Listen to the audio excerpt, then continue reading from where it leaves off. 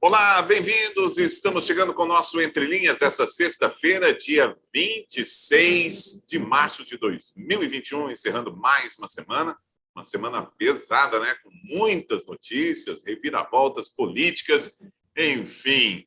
A gente vai comentar alguns assuntos aqui no nosso programa, fazendo uma sexta-feira um pouco mais light, né? Mas conosco para comentar os assuntos de hoje, Divaldo Ceresini, Aline Scarelli, e também Adolfo Padilha.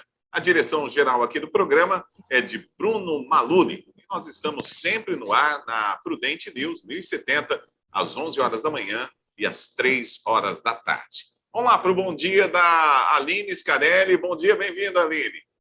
Bom dia a todos os ouvintes da Rádio Prudente News, bom dia os colegas de bancada virtual, e gratidão pela Imprudente por poder estar nesse espaço mais uma vez, trazendo nossos comentários que as pessoas estão gostando. Obrigada. Vamos lá, Divaldo Ceresini, você. Bom dia a todos os ouvintes, bom dia colegas de programa, e é sempre um prazer estar aqui batendo esse papo. Muito bem, vamos lá. A primeira informação de interesse da coletividade com risco de contágio de coronavírus contido é com esse entendimento que o juiz da Vara da Fazenda Pública, Darcy Beraldo Lopes, liberou uma comerciante a manter suas atividades na venda de pipoca e água em carrinho instalado na Praça Monsenhor Sarrion, na Catedral de Presidente Prudente, é a praça ali do centro da cidade. A pipoqueira entrou com uma ação judicial visando manter o seu trabalho, argumentando que pertence ao ramo de alimentação, onde comercializa diversos produtos, como pipoca, água e refrigerantes, atuando em ar livre, portanto, sem risco à saúde ou de aglomeração. Além disso, enquadrado como serviço essencial pelo decreto estadual em vigor, e ganhou aí a aprovação do juiz da Fazenda Pública de Presidente Prudente. Vamos lá para os comentários de Aline Scarelli. Parabéns para os advogados que se colocaram aí para poder demandar contra o decreto, né? É o Dr. Rodrigo Santos e a Stephanie Martins. Eles buscaram autorização para a retomada da atividade porque justamente ela se enquadra no serviço essencial do ramo alimentício, né? E o judiciário deu uma resposta coerente ao caso concreto. Eu sempre penso que a gente tem que partir do caso concreto. No caso concreto, premissa maior, premissa menor, conclusão é que ela se enquadra, né? E nessa análise específica, ali, igual a notícia trouxe, é um espaço aberto, amplo, não gera aglomeração, e é o instinto de sobrevivência, né? É a única atividade da comerciante, então, parabéns aos advogados, ficou muito bem provado de que, na análise do caso concreto, a advocacia se faz presente na administração da justiça, ela garante e assegura, né, a administração justa da justiça. Eu fiquei feliz com essa informação. E você, Divaldo Ceresini? Eu fiquei feliz também, ficaria se diversas outras atividades também fossem permitidas, evidente que havendo uma segurança sanitária, um distanciamento social entre as pessoas, especialmente a utilização de agendamento para atendimento, porque, olha, eu não consigo me conformar com aquela lojinha lá no bairro fechado que atende lá 10 pessoas por dia e a gente ter um grande mercadista aberto com centenas de pessoas dentro do estabelecimento, muitas uma esbarrando na outra, tá? Eu entendo que deveria, inclusive, essa decisão ser expandida para diversas outras situações, diversas outras empresas. E muito me surpreende, né, um discurso de campanha do atual prefeito de que era radicalmente contra todas as medidas que o governador tomava e, no exercício do mandato, vim proibir até carrinho de pipoca na praça. Muito bem, vamos lá então para a segunda informação do dia de hoje. Olha, entidades médicas desaprovam nota da Associação Médica Brasileira que pede o banimento do tratamento precoce. Essa discussão começou no ano passado e continua até hoje, o tal do tratamento precoce. Parece que não vai ter fim, não. Divaldo Ceresini. Essa é uma questão que se tornou política e não é só no Brasil, é no mundo inteiro. O Padilha ele gosta bastante de citar que tem diversos locais utilizando, né? Ele citou, inclusive, ontem o caso do Japão. Lá no Japão acontece uma situação inversa daqui do Brasil. Lá, o Ministério da Saúde não quer utilizar isso daí e a Associação de Médicos, ela recomenda o uso desse tratamento precoce com essas medicações, o chamado kit COVID. Eu mantenho a minha opinião de que não tem como nós distribuirmos receita, termos prescrição de receita genérica para todo mundo, como se fosse um panfleteiro no semáforo distribuindo. O médico não pode se dedicar a esse papel.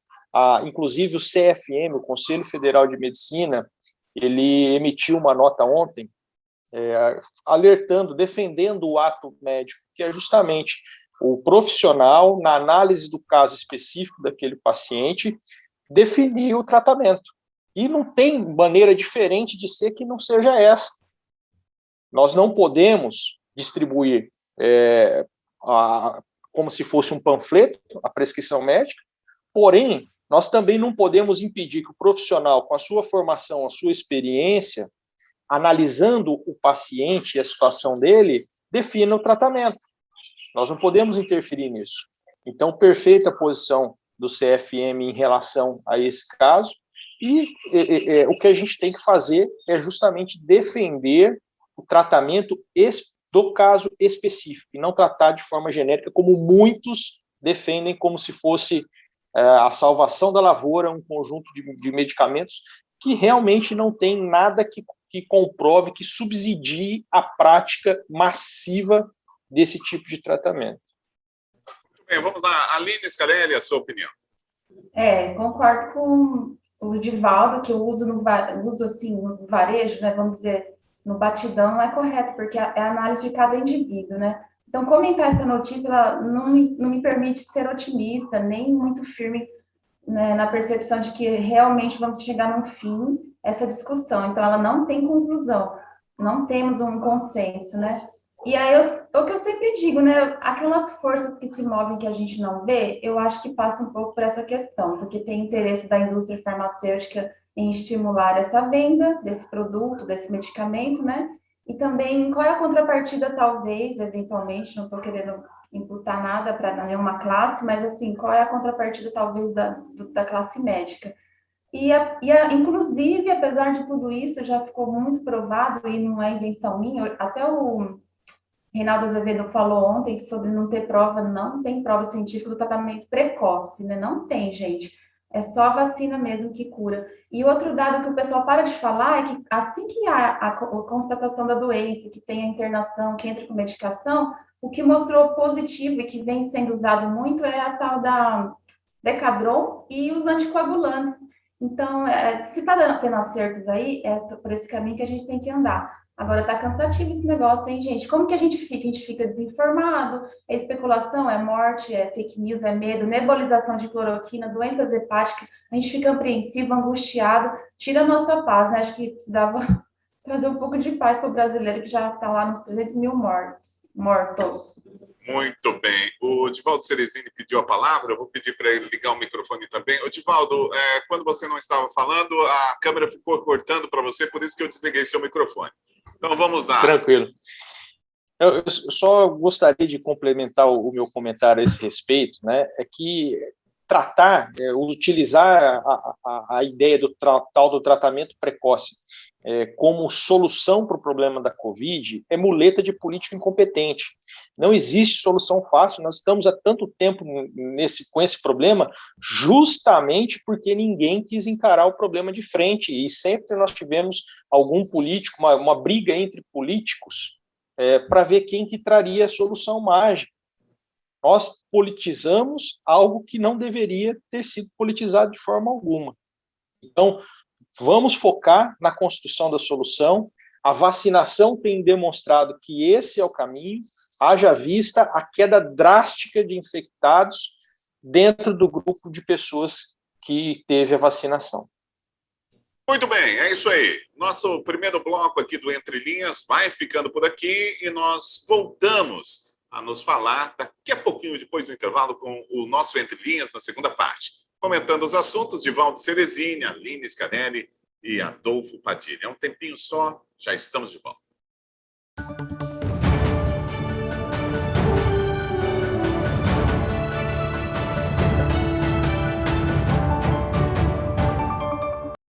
Muito bem, já estamos de volta aqui com o nosso Entre Linhas na Prudente News 1070. A apresentação é minha, Eudes Figueiredo, comentários de Divaldo Ceresini, Aline Scarelli e também Adolfo Padilha.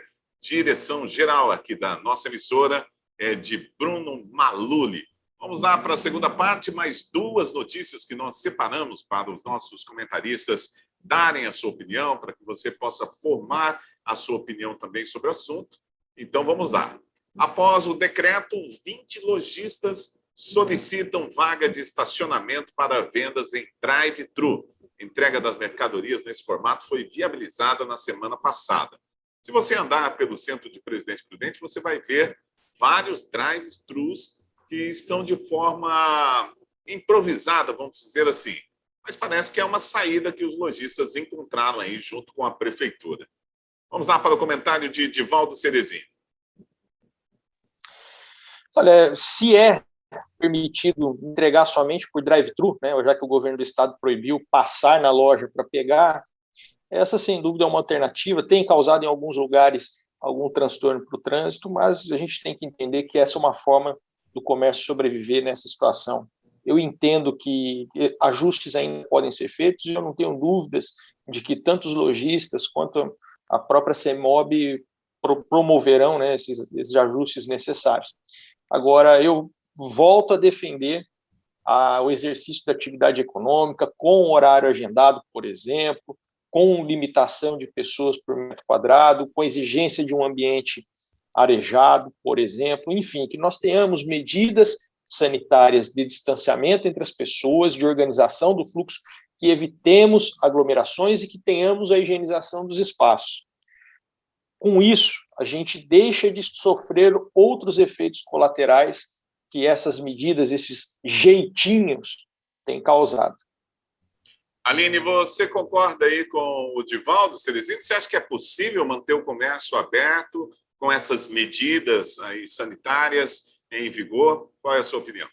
Eu entendo que é possível a retomada das atividades, sim, no sistema de agendamento, inclusive, e a consciência de que se o lojista ou o próprio consumidor perceber que naquele momento ali está meio cheio, voltar depois, agendar, mandar o WhatsApp, pedir delivery. Eu acho que a gente tem uma capacidade de se reinventar, a prefeitura, a CEMOB, precisa fomentar isso daí. Essa questão de ser 20 lojistas que se organizaram, comerciantes, né, e estão conseguindo atender no drive, é uma medida assim, que eu penso, é o brasileiro com a sua capacidade de se reinventar diante das crises, né? Mais uma crise que eles se reinventam, e eu acho que tem que ser adaptações no caso concreto. Igual a da pipoqueira, no caso concreto, ela foi para a justiça, demandou e deu certo. Nessa situação toda de lojistas, comerciantes, eles também podem fazer isso, têm liberdade para buscar no judiciário. E, no caso concreto, ter um atendimento à sua demanda, né? Não tem solução fácil, concordo com o Divaldo, mas tem que ter solução, né? Não dá para a gente ficar postergando sobrevivência dessa roda gigante, né? Que é o comércio. Se não tiver movimento, todo mundo perde, e nós não podemos perder ninguém, nem vidas e muito menos a atividade econômica, né? Bom, antes de passar para o Divaldo Ceresini, até peguei meu celular aqui para trazer uma informação para ele, se é que ele ainda não viu essa informação, e comentar sobre esse assunto. Ele pediu a palavra, eu já vou passar. Olha, a presidente Angela Merkel cancelou o confinamento mais rígido na Semana Santa, porque efeitos de fechar tudo seriam mais graves que o vírus. O pessoal da Alemanha lá, né, o pessoal, vamos dizer assim, mais desenvolvido, está chegando a uma conclusão aí que o confinamento é um problema muito grave, né, Edivaldo? Como eu já disse em outro comentário, né, faça o lockdown, fecha tudo, tranca todo mundo em casa, aí não está preocupado se a pessoa tem condição de ficar em casa, se tem comida e tudo mais, beleza, passa 15, 20 dias, todo mundo se lascando, aí abre tudo de novo, vem gente de outro lugar para cá, contamina tudo de novo. Foi o que aconteceu em todos os lugares em que o lockdown foi aplicado.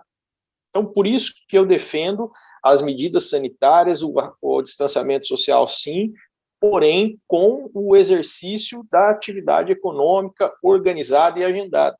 Eu gostaria aqui de parabenizar os comerciantes de Presidente Prudente, a Associação Comercial e outras entidades que têm lutado bravamente para construir soluções para que a gente tenha uma preservação da saúde e também a preservação dos empregos. Tá? Ainda em relação ao comentário anterior, lá do kit Covid, né, existe a disposição de empresários da cidade de arcar com parte do custo. Então, com parte do custo, não, dependendo do quanto for, até o custo inteiro.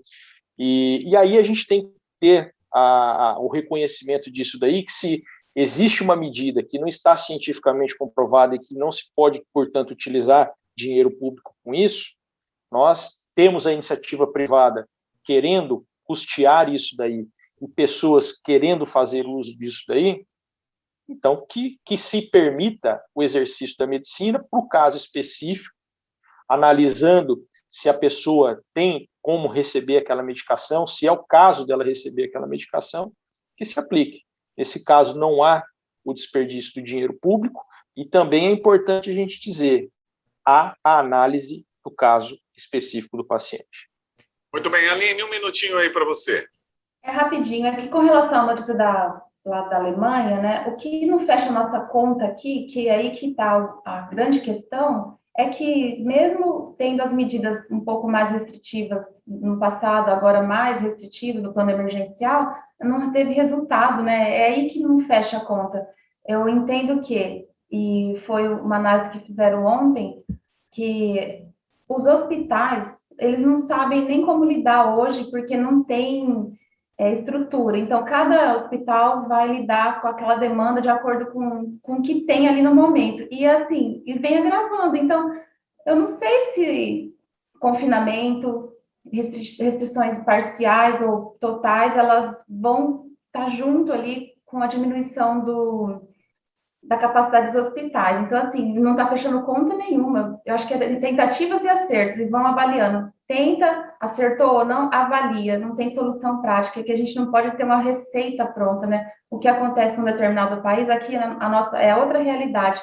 Lembrando que a gente pode ser o próximo epicentro e poderemos ter até 5 mortes por dia, de acordo com o que eu li ontem lá, de 2 cientistas, um deles, de novo, vou repetir, é o Miguel Nicoleles, que ele é reconhecido mundialmente, só pelos brasileiros que ele é criticado.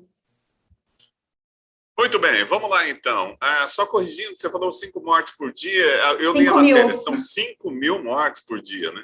5.000 mortes por dia, infelizmente, gente.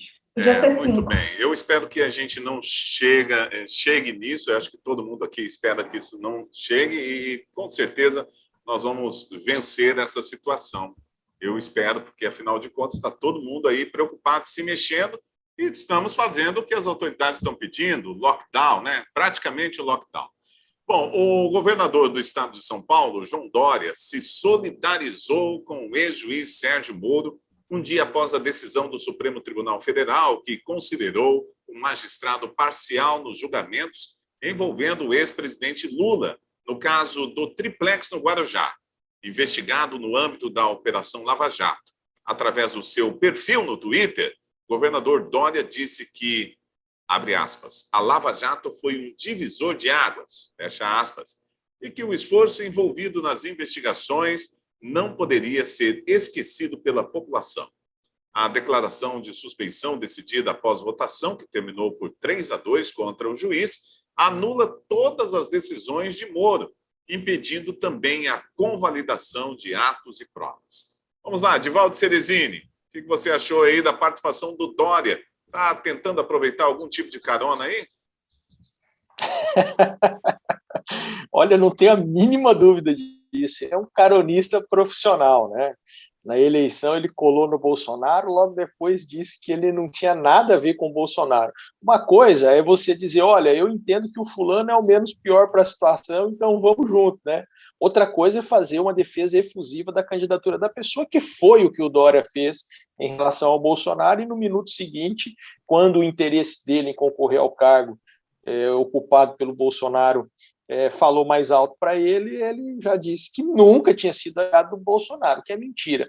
E o que ele faz agora é tentar capitalizar politicamente a simpatia das pessoas que têm apreço pela Lava Jato, que têm apreço pelo ex-juiz Sérgio Moro, por tudo aquilo que foi feito no combate à corrupção, e aí eu tenho certeza que a Aline vai discordar de mim, afinal já teve comentário dela nesse sentido, mas eu entendo que a Lava Jato foi sim a mais importante contribuição para o combate à corrupção que o país já teve.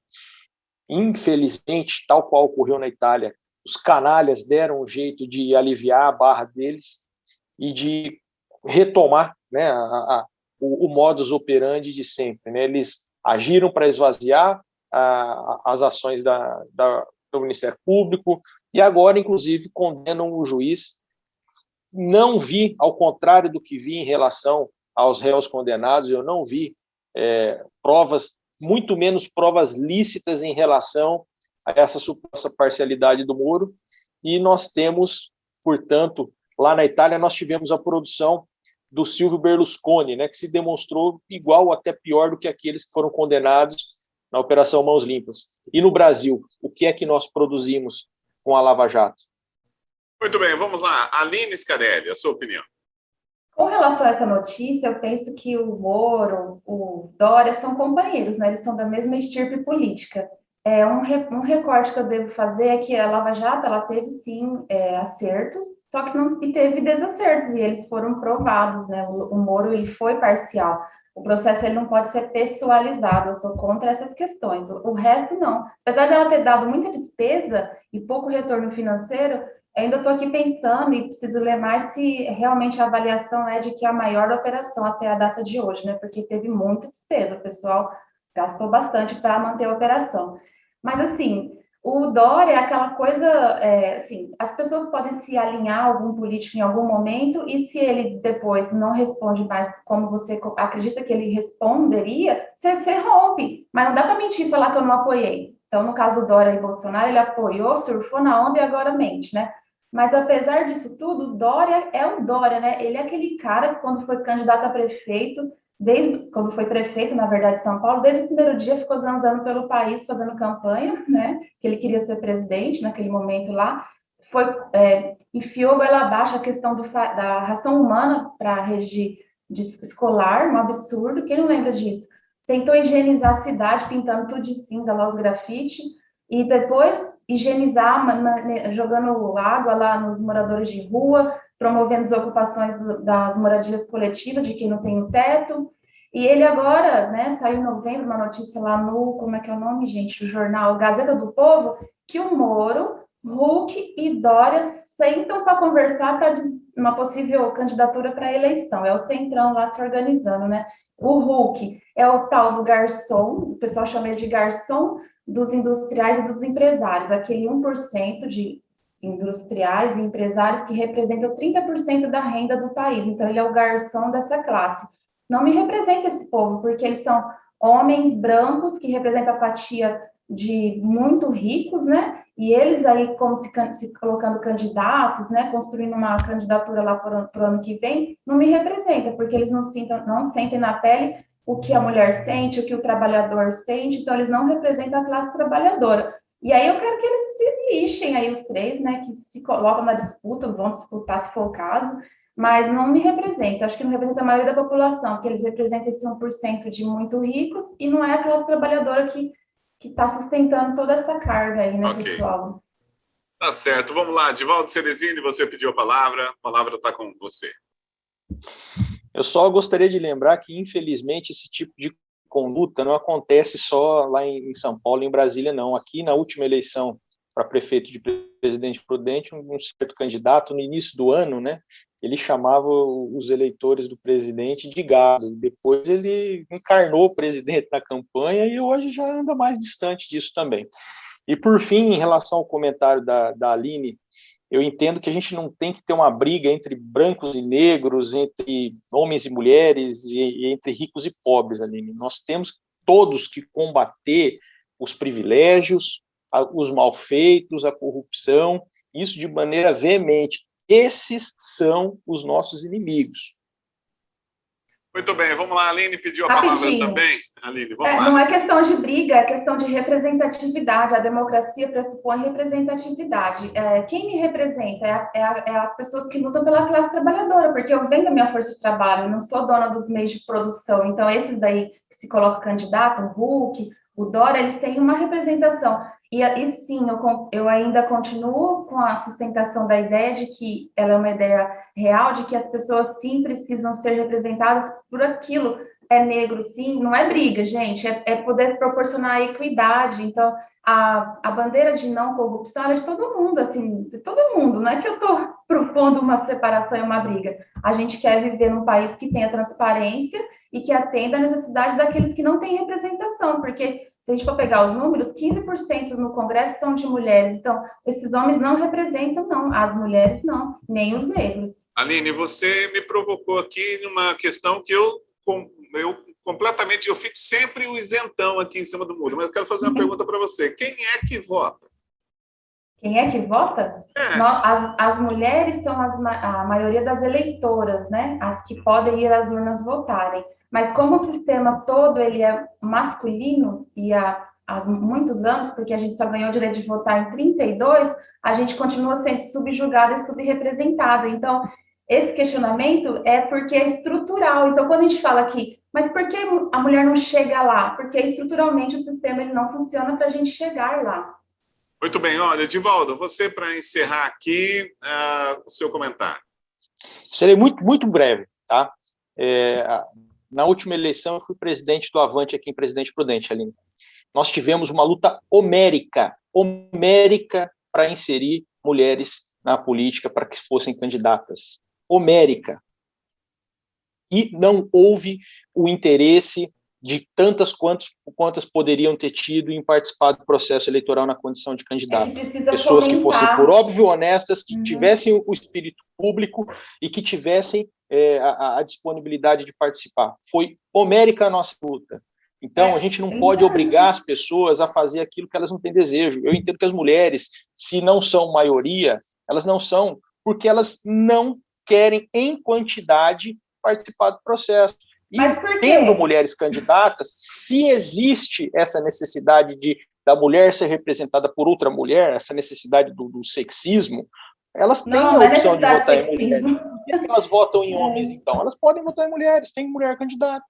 Mas não é bem simples, gente, é tão complexo, porque assim, as mulheres elas não se colocam muitas vezes porque ela está lá sobrecarregada das tarefas domésticas, então assim, é muito mais complexo. Concordo com o Divaldo que vocês tiveram, sim, uma correria para poder ter candidaturas femininas, mas a gente só vai ter quando a gente fomentar, e não é no último ano de eleição, é começando hoje, começando no dia seguinte ao fim da eleição. A gente podia marcar um dia para falar disso. Muito bem, eu fiquei feliz agora porque eu fiz o meu papel nesse programa, que é provocar um dos lados para estar comentando. Eu quero agradecer a Edivaldo Ceresini, a Aline Scarelli, a Adolfo Padilha. Estamos encerrando o Entre Linhas de hoje. Muito obrigado, gente. Grande abraço para todo mundo. Bom final de semana. A gente volta na segunda-feira. Até lá. Valeu.